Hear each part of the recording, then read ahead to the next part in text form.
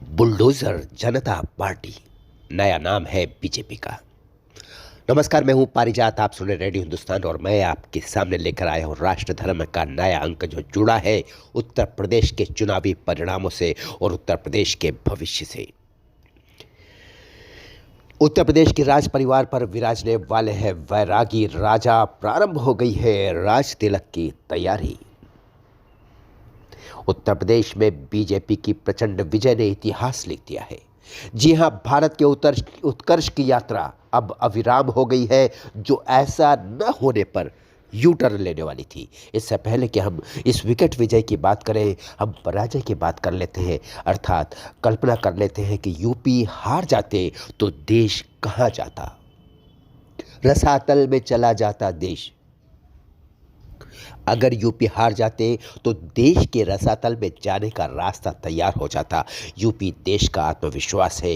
राष्ट्रवादियों की सरकार यदि अपना गढ़ ही हार जाती तो अगला महायुद्ध भी हार जाती, जो 2022 में होना है। यह तो तय है कि पार्टी का आत्मविश्वास भंग होता और 2022 के मैदान में कांपते कदमों से उतरते राष्ट्रवादी योद्धा यूपी चली जाती उन हाथों में जिन हाथों से तारा था योगी जी ने। अब फिर से कसाई के आगे हलाल होने पहुंच जाती यूपी एक बकरे की तरह, और फिर चलता 5 साल अंधाधुंध राज। त्राही त्राही मचती और यूपी की जनता को कहना पड़ता कि यूपी के लिए योगी ही उपयोगी थे, बाकी तो सारे लोभी हैं। योगी पर होता भारी संकट। योगी आदित्यनाथ हार जाते तो उनको उत्तर प्रदेश छोड़ने की मजबूरी बन जाती। ये अलग बात है कि योगी कायर नहीं है और किसी भी स्थिति में यूपी नहीं छोड़ते, लेकिन तब उस स्थिति में योगी पर हमलों की झड़ी लग जाती। उन पर लगातार हमले होते, क्योंकि योगी ने जितने अपराधियों को जेल पहुंचाया है उनकी आत्मा को यूपी में अपने दुश्मन नंबर 1 योगी को निहत्था देखकर चैन नहीं मिलता। छुटके अपराधियों से लेकर नामवर माफियाओं को भी पानी पिला दिया है योगी ने। कई जेल चले गए, कई के एनकाउंटर हो गए, कई यूपी छोड़कर भाग गए और कईयों ने तो भाईगिरी का धंधा ही छोड़ दिया। बिगाड़ भले ही कुछ ना पाए, लेकिन ऐसे अपराधी जीवन भर योगी से खुंदक खाते रहेंगे, इसमें कोई शक नहीं। धन्यवाद है यूपी के वोटर्स को, ईश्वर को धन्यवाद है कि ऐसा नहीं होने दिया। ईश्वर ने प्रेरणा की और उत्तर प्रदेश के राष्ट्रवादियों ने इतना तो वोट दे ही डाला कि योगी जी कहीं न जाए। अगर ये वोट पूरा पड़ता तो शायद 403 सीटों में से पौने 400 सीटें मिल ही जाती योगी की पार्टी को।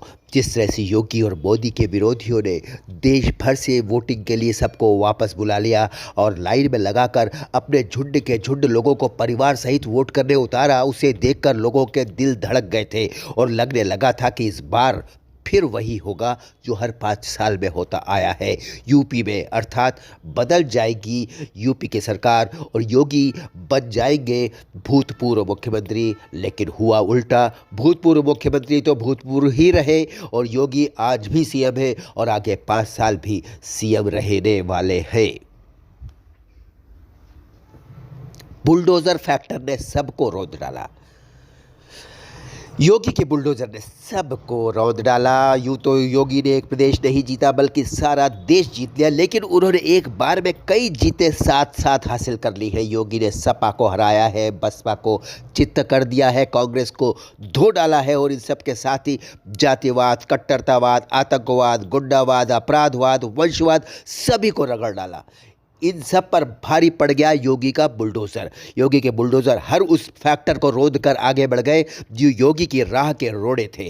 अनधिकृत संपत्तियों पर ताबड़तोड़ चलने वाला योगी का बुलडोजर एक संकट का संकेत होता है हर उस अपराधी मानसिकता वाले व्यक्ति के लिए जो यूपी के भीतर होता है। योगी क्षमा नहीं करते, या तो अपराध छोड़ो या यूपी छोड़ो, नहीं तो जेल जाओ और नहीं तो फिर खैर। देश की जनता का दिल जीत लिया है योगी ने। फिर से अपेक्षा है योगी उत्तर प्रदेश को एक शानदार नेतृत्व देंगे और विकास की यात्रा उत्तर प्रदेश की अविराम रहेगी। फिर मिलता हूँ आपसे रेडियो हिंदुस्तान के राष्ट्र धर्म में। तब तक करते रहिए काम, सुनते रहिए रेडियो हिंदुस्तान। नमस्कार।